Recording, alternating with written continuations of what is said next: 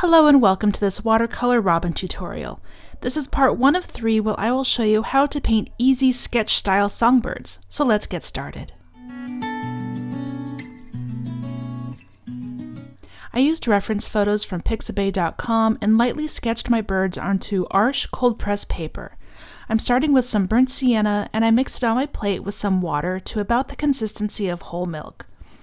On dry paper, using the fine tip of my size 8 black velvet round brush, I'm painting these little strokes in the direction of the feathers as I see them on my reference photo, onto his face and also onto his belly.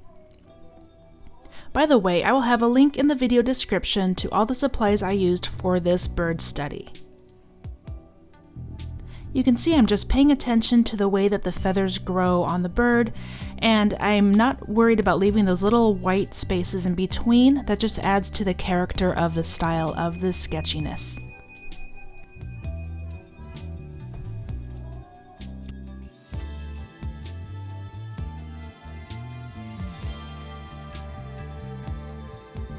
While that burnt sienna is still wet, I use a little Indian yellow to drop in to add some brightness to some areas. And I also drop in some burnt umber to paint in the darker shadow areas.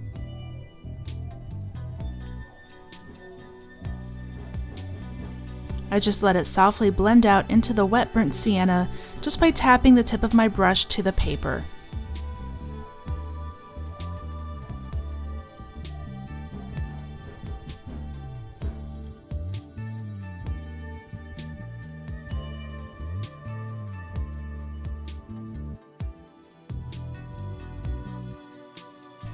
I rinse my brush and use some neutral tint to paint the gray feathers on top of the head. Again, I'm leaving some white space in between the little gray strokes. I do the same around the wing and body, just making sure I follow the direction of the feathers by referring to my reference photo.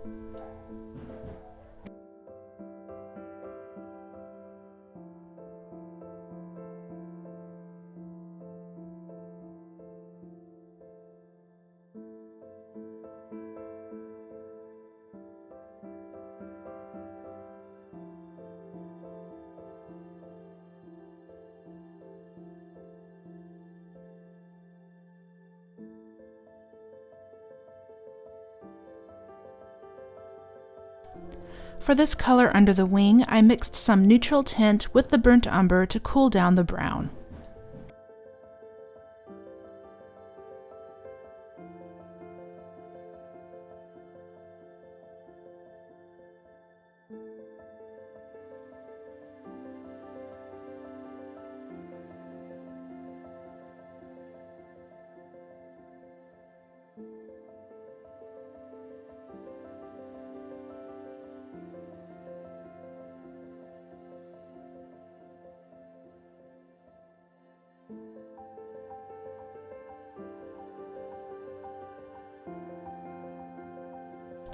I use that same neutral brown to paint little strokes on top of the robin's head. This layer is already mostly dry, but if there are some damp areas, it's okay as this will just slightly blend into it and add to the character. Try to keep some of the white areas unpainted.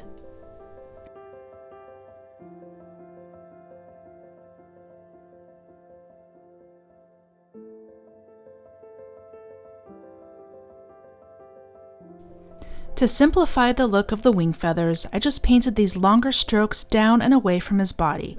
These are the medium length feathers that rest on top of the longer pin feathers. Again, make sure to keep white areas in between the paint strokes to keep the feathers separate.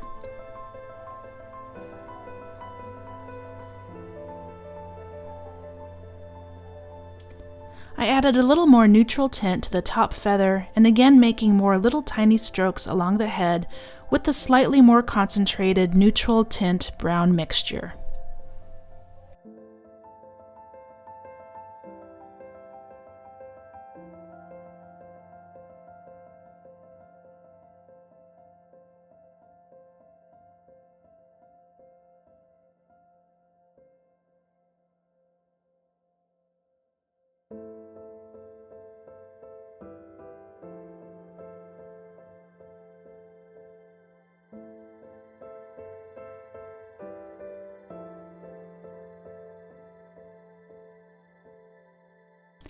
Then I used a stronger concentration of burnt sienna and did the same thing on the belly.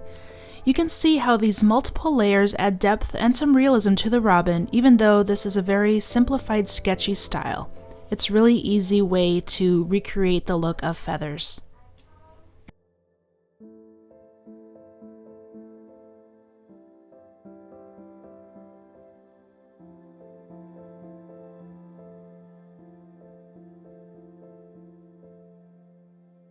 Now for those longer pin feathers, I used a darker burnt umber and painted more long strokes. Again, make sure you leave some white in between for separation because you don't want it to look like one large brown blotch.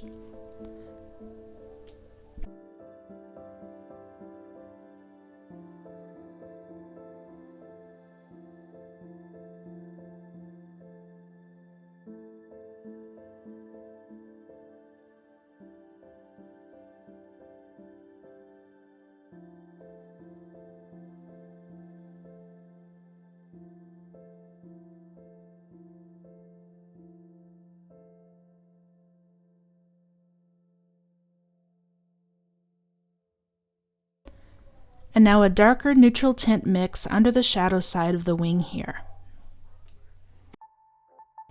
Now I'm using watery amounts of brown and neutral to add more subtle feather layers around the robin. This just continues to refine the depth and shadow areas.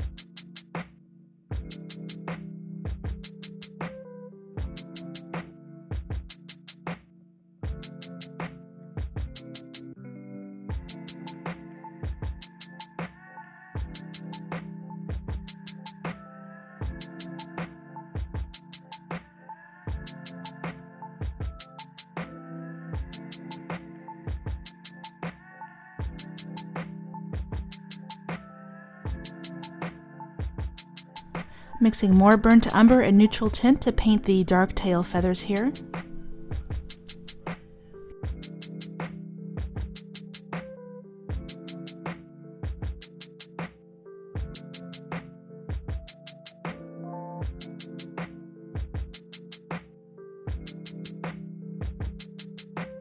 And the same mix to add to some of the deeper shadow areas on the bird's belly.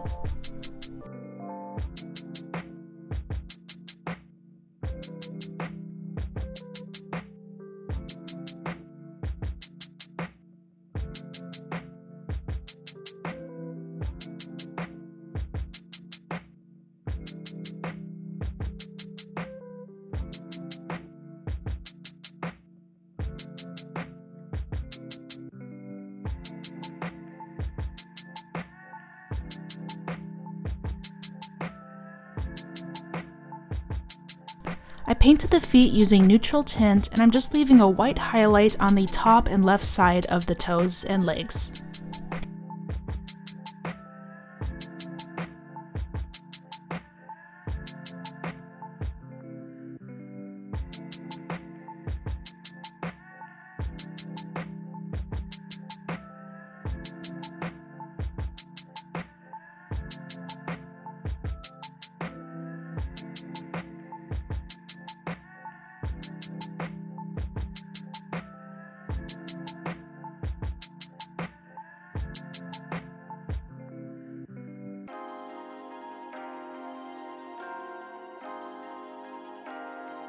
Now I'm using a little indigo to really darken the shadow areas.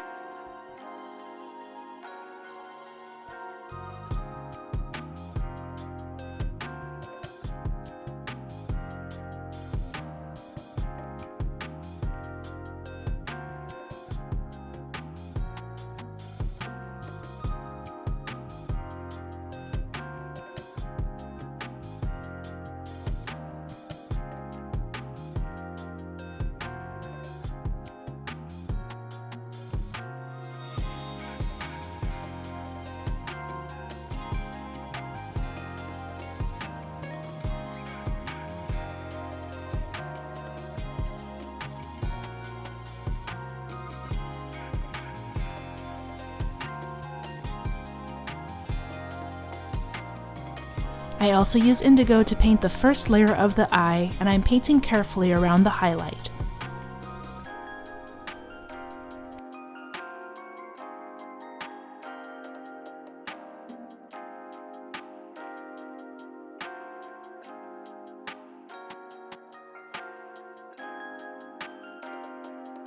I use that same light washy indigo to paint in the beak. I keep a tiny white space between the top and lower beak to keep the separation.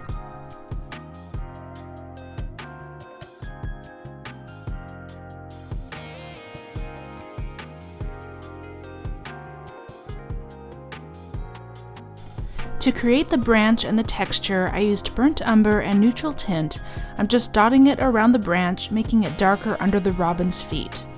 I also used plain water to drop onto the wet paint, which pushes the pigment away to create even more texture. You can watch this video on an easy way to create branch texture. Just click on the top corner of your screen and the video will be queued up for you to watch after this one.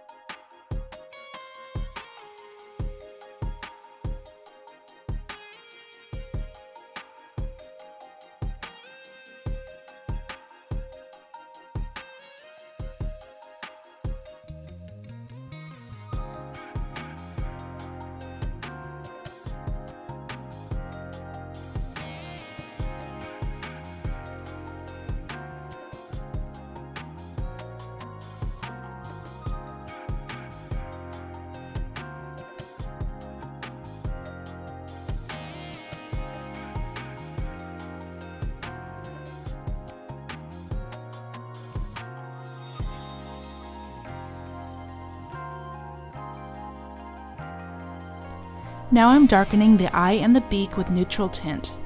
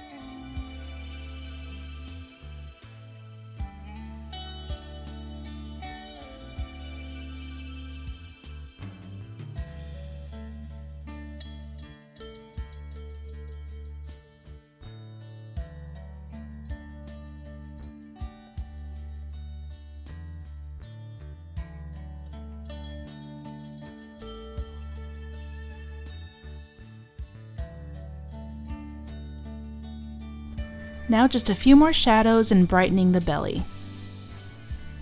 When I finish the video for part 2, which is this little chickadee, I will link to it on the side here in the video description so you can watch how I mix some more subtle colors for his feathers. If this tutorial helped you, please give it a thumbs up because that really helps small channels like mine, and if you'd like to see more watercolor tips and tutorials from me, then please subscribe to see a new video every week. Thanks for watching and I'll see you next time.